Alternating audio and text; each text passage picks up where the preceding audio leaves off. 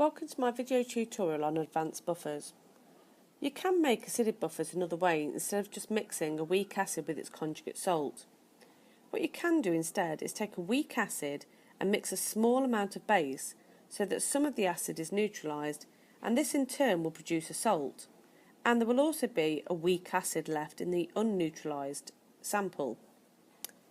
For example, if we added an amount of sodium hydroxide to methanoic acid, we'd be able to calculate the pH of this buffer.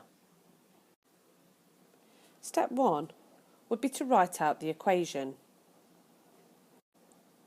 So this is the reaction between the methanoic acid and the sodium hydroxide to give a sample of the sodium methanoate and water.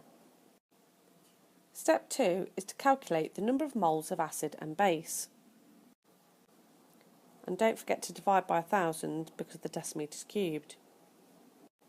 And when you pop that into your calculator, we come up with 0.005 moles of HCl. Now we need to do the same for the sodium hydroxide. And when you pop that into your calculator, you get 0.0015 moles of sodium hydroxide. Now for this specification, we only have to learn about the pH of acidic buffers. And you can see here from this calculation that it's actually the acid that's in excess here. The 0.0015 moles of sodium hydroxide at the start of the reaction. And because it's all reacted to form a salt, we can now say that there'll be this amount, 0.0015 moles of salt at the end of the reaction. So for step 3, we need to look at the reaction, and we can see that it's in a 1-to-1 ratio of acid to salt.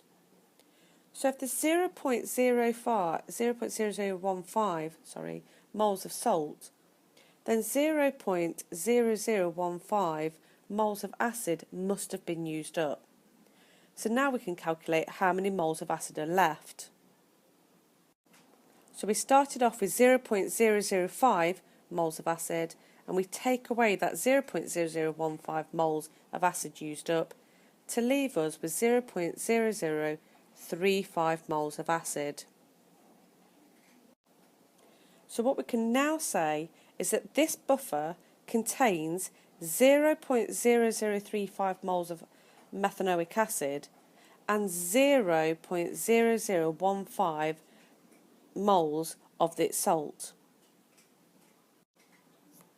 Now for step 4 of the calculation, we need to have a total volume of solution in order to be able to calculate the concentration of the acid and the salt in the buffer.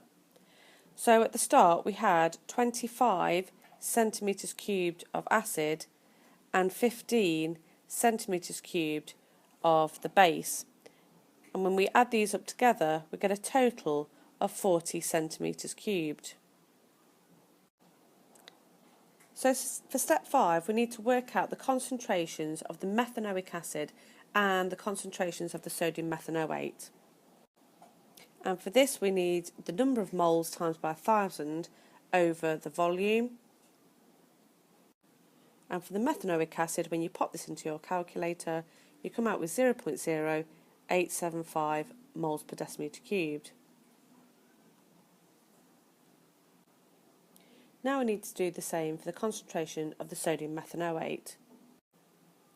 And when you put those numbers into your calculator, you come out with 0.0375 moles per decimeter cubed. So now we've got some concentrations, and we were given Ka in the question. We can now work out the pH. So let's have a look at the initial equilibrium, and from this we can say that Ka is equal to the concentration of that methanoate ion and that hydrogen ion over the concentration of that methanoic acid. Then if we rearrange that equation to work out the concentration of the hydrogen ion, we get the following formula. Now we can say that the concentration of this, the methanoic ion, is actually the concentration of the salt because it fully dissociates. So all we need to do now is to put all the values into, substituted into this equation. And when we pop all that into our calculator, we come out with 3.73 times 10 to the minus 4 moles per decimetre cubed.